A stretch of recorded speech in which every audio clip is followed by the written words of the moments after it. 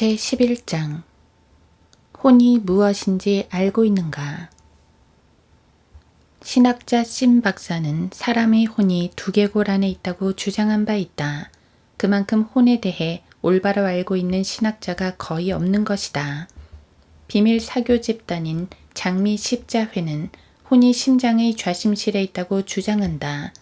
또한 신비주의 종교 집단인 신지학협회의 몇몇 회원들은 혼이 시신으로부터 떠날 때 혼의 무게를 측정했고 그 결과 혼이 뇌의 하반부에서 떠날 때 시신의 무게가 몇십 그램 정도 감소된 것을 기록했다고 주장한 적이 있다.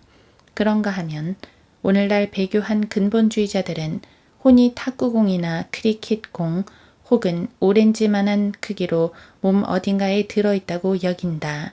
이런 주장에 동의하지 않는 근본주의자들은 혼은 단지 몸과 마음의 감정적인 작용에 불과하다고 생각한다. 여호와의 증인들은 혼을 육체의 생명과 동일시하고 있어서 혼이 몸과 같은 것이라고 주장한다. 즉, 몸이 죽으면 혼도 죽는 것이고 몸이 땅속에 묻히면 혼도 묻힌다는 것이다. 그래서 그들의 이단 교리에 따르면 무덤이 지옥이 되는 것이다. 이것이 바로 여호와의 증인들의 비뚤어진 논리이다. 심 박사는 킹제임스 성경을 믿지 않았고 장미 십자회 회원들과 신지학협회 회원들도 킹제임스 성경을 믿지 않았다. 여호와의 증인의 교주라 할 수 있는 러셀 목사와 러더포드 판사 역시 킹제임스 성경을 믿지 않았다. 이들의 믿음은 바른 성경을 믿는 믿음이나 성경적 지식에 근거한 것이 결코 아니므로 이들 모두의 주장은 쓸모없는 것들로 간주하고 던져버려도 무방하다. 이렇게 생각해보면 어떻겠는가? 현대 히브리어 및 헬라어 학자들이 존재하지 않고 보수주의, 복음주의, 로마 카톨릭, 자유주의, 근본주의, 신정통주의 등을 표방하는 신학교들과 세상 대학교들의 교수진들도 없다고 가정해보자. 어차피 이들은 혼의 정체에 대해 모르기 때문에 그들이 이 땅에 존재하지 않는다고 가정한들 전혀 부당할 게 없다. 또한 모든 사람이 갖고 있는 유일한 책이 킹제임스 성경이라고 가정해보자. 1880년 이후 한 세기가 넘도록 사람들은 킹제임스 성경이 엘리자베스 시대의 고어체 영어로 기록되었다며 갖가지 흠을 잡았다. 킹제임스 성경이 이해하기 너무 어렵다고 변명하면서 약 200회가 넘는 개정 작업을 정당화하는 가운데 현대의 변개된 영어 성서들을 찍어내기도 했다. 그러나 잠시만이라도 이렇게 출간된 변개된 현대 성서들이 존재하지 않고 우리 손에는 오직 킹제임스 성경만 들려있다고 가정하면서 과연 킹제임스 성경은 혼에 대해 무엇이라고 말씀하시는지를 공부해보자. 1. 혼은 몸의 형태를 가지고 있다. 이것은 성경적으로 매우 명확한 사실이다. 그러자 그들 각자에게 긴 흰옷을 주시면서 그들의 동료 종과 형제도 그들처럼 죽임을 당하여 그 수가 가득 채워질 때까지 잠시만 더 쉬라고 말씀하시더라. 요한계시록 6장 11절. 이처럼 성경은 혼이 옷을 입을 수도 있고 또 보좌에 앉을 수도 있다고 말씀하는 것이다. 계시록 20장 4절. 그렇다면 심 박사 같은 신학자는 헬라어 원문을 탐구하면서도 어떻게 이런 구절들을 찾지 못했을까? 스피로스 조디에이츠는 헬라어 성경을 연구했다고 하면서도 왜 이런 진리를 밝혀주지 못했는가? 2. 혼은 물리적이지 않은 눈과 손가락과 혀가 있으며 누가복음 16장 23, 24절 눈에 보이지 않는 몸으로서 불에 타 없어지지도 않는다. 계시록 20장 10절. 성경이 지옥에 간 부자의 혼에 대해 무엇이라고 말씀하시는지 보라. 부자가 지옥에서 고통받는 중에 눈을 들어 저 멀리 아브라함을 보았더니 나사로가 그의 품에 있는지라. 그가 소리질러 말하기를 아버지 아브라함이여 저를 불쌍히 여기셔서 나사로를 보내시어 그가 자기 손가락 끝에 물을 적셔 내 혀를 식히게 하소서. 내가 이 불꽃 가운데서 고통을 받고 있나이다. 라고 하니 아브라함이 말하기를 아들아 너는 내 생전에 좋은 것을 받았고 나사로는 나쁜 것을 받았음을 기억하라. 그러나 이제 그는 위로를 받고 너는 고통을 받느니라. 누가복음 16장 23에서 25절. 3. 혼은 사람의 몸 안에 몸의 형태로 존재하고 있으며 이것은 마치 축구공 안에 있는 튜브와 같다. 또한 혼의 창문은 눈이다. 몸의 빛은 눈이라. 그러므로 내 눈이 순전하면 내 온몸이 빛으로 가득 찰 것이요. 만일 내 눈이 악하면 내 온몸도 어두움으로 가득 찰 것이라. 그러므로 내 안에 있는 빛이 어두움이 되면 그 어두움이 얼마나 크겠느냐. 마태복음 6장 22, 23절. 사람의 몸 안에서 보이지 않는 몸의 형태를 갖고 있는 혼이 바로 이 출구를 통해 물리적인 세상을 접하고 있는 것이다.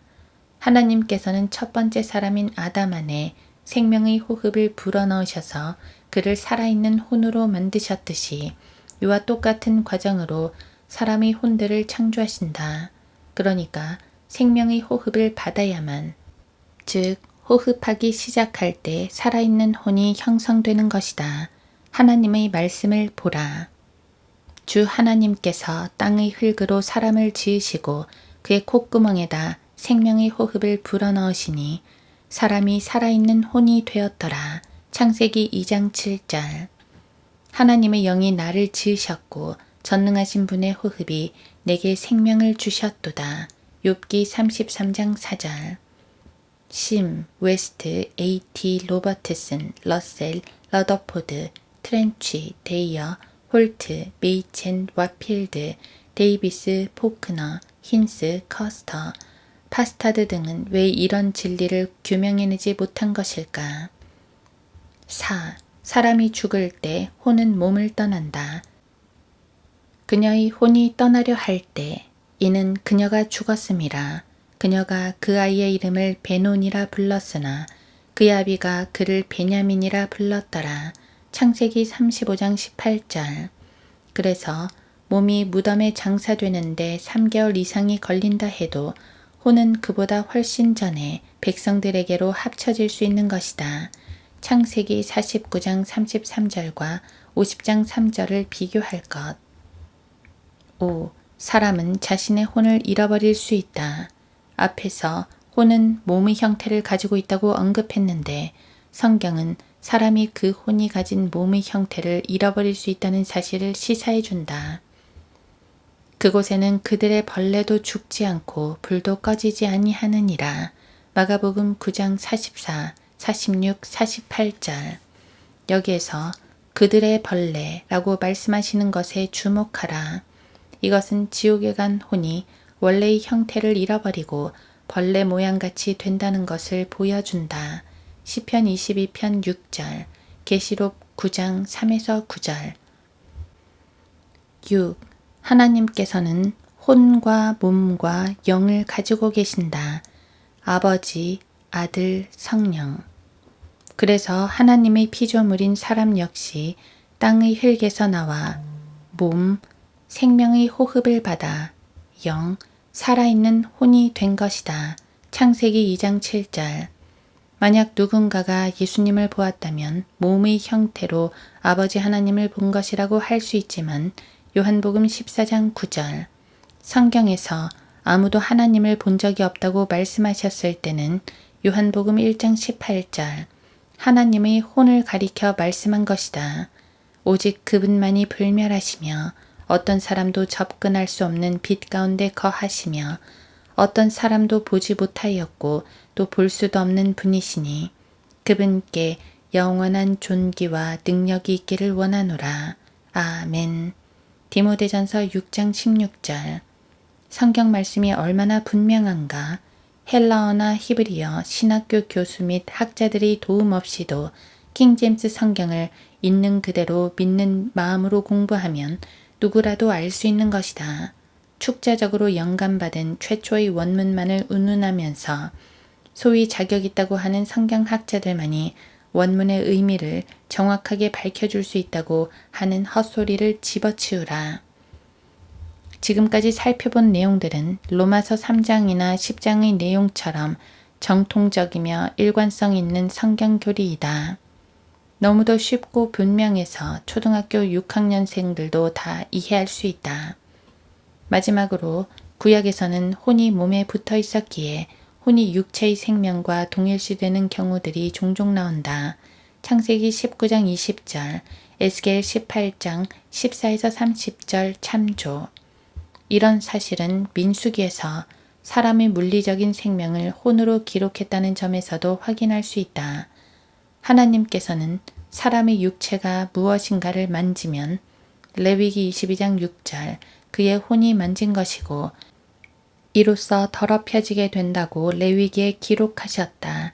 레위기 18장 23, 24절. 축구공 안에 있는 튜브가 공의 가죽에 접착제 같은 것으로 붙어 있다는 사실을 생각해보면 쉽게 이해할 수 있을 것이다. 앞으로 다가올 더 좋은 것들을 예시하는 차원에서 하나님께서는 아브라함에게 그의 육체에 칼로 할례를 행하라고 명령하시기도 하셨다. AD 200년 이래로 지금까지 알렉산드리아의 이단에 속한 어떤 주석가들도 이런 진리를 주목하지 못했다. 골로새서 2장 11, 12절을 보라. 또한 너희가 그의 안에서 손으로 하지 아니한 할례를 받았으니 곧 그리스도의 할례로 육신의 죄들의 몸을 벗어버린 것이라.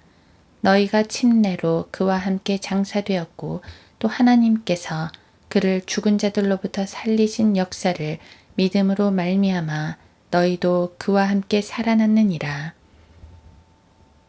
여기에서 영적 할례가 나타나자 모든 주석가들은 이것이 그리스도께서 받으신 할례를 말하는 것이라고 주장하면서 전체 본문을 영적으로 해석하며 얼버무렸다. 그러나 본문에서 할례를 주시는 분이 예수 그리스도라는 사실을 유념하라. 이것은 예수님께서 믿는 자들에게 말씀의 칼로 할례를 주신다는 말씀이며 히브리서 4장 12절. 이 일은 사람이 썩지 아니할 씨로 거듭날 때 일어난다. 베드로전서 1장 23절. 즉 사람의 혼이 구원받을 때 이전에 맞닿아 있었던 몸에서 분리되는 것이다. 이런 기본적이고 필수적인 믿음의 근본 사항을 확실하게 이해시키기 위해서 사도 바울은 구원받은 사람의 혼을 이전에 결혼했던 남편이 죽은 뒤 그 남편의 법에서 풀려난 여인에 비유하고 있다. 로마서 7장 1에서 4절. 남편이 죽었기 때문에 이제는 자유롭게 재혼할 수 있게 된 것이다. 이것은 혼이 죄의 몸에서 분리되어 예수 그리스도와 하나 되었음을 의미하는 것이다. 에베소서 5장 30에서 33절. 또한 영적 할례는 구원받은 성도 안에 있는 두 가지 본성과 즉 옛 성품, 새 성품, 승리하는 생활을 이해하는 데도 필수적인 진리이다. 로마서 6에서 8장. 바야흐로 최근 몇십 년 동안 의학이 발달하면서 의사들은 피부를 째지 않고 피부 아래 있는 환부를 도려내는 레이저 시술을 할 수 있게 되었다. 그렇다고 성경대로 믿는 그리스도인들이 이런 의학의 눈부신 발전에 대해 감탄하기라도 해야 하는 것인가? 예수님께서 말씀의 칼로 행하시는 영적 할례와 같은 수술은 이 보존된 성경 속에 AD 70년경부터 이미 내재되어 있었다.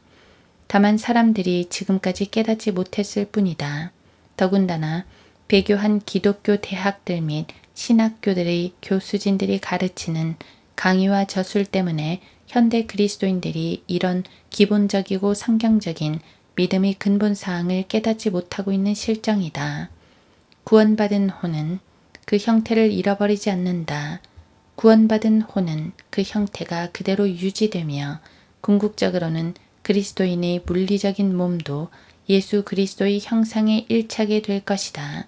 빌립보서 3장 20절, 21절, 로마서 8장 29절. 이에 반해 구원받지 않은 사람은 영원한 불 속에서 그의 혼이 가진 몸의 형태를 잃어버리게 되고 사실상 더 이상 사람이라고 할 수 없는 상태가 될 것이다. 시편 22편 6절, 요한복음 3장 14절, 이사야 66장 24절, 마가복음 9장 44, 46, 48절. 성경적 진리와 관련하여 마음이 혼란스러워질 때면 모든 히브리어 및 헬라어 학자들과 그들이 쓴 책들을 던져버리라. 그런 다음 주 하나님께서 섭리로 보존하신 무오한 킹제임스 성경의 본문을 사실 그대로 믿고 공부해야 한다. 자, 당신의 혼은 구원을 받았는가? 진리의 성경은 사람이 온 세상을 얻고도 자신의 혼을 잃는다면 무슨 유익이 있겠느냐? 또 사람이 자기 혼을 무엇과 바꾸겠느냐? 라고 말씀하신다. 마태복음 16장 26절.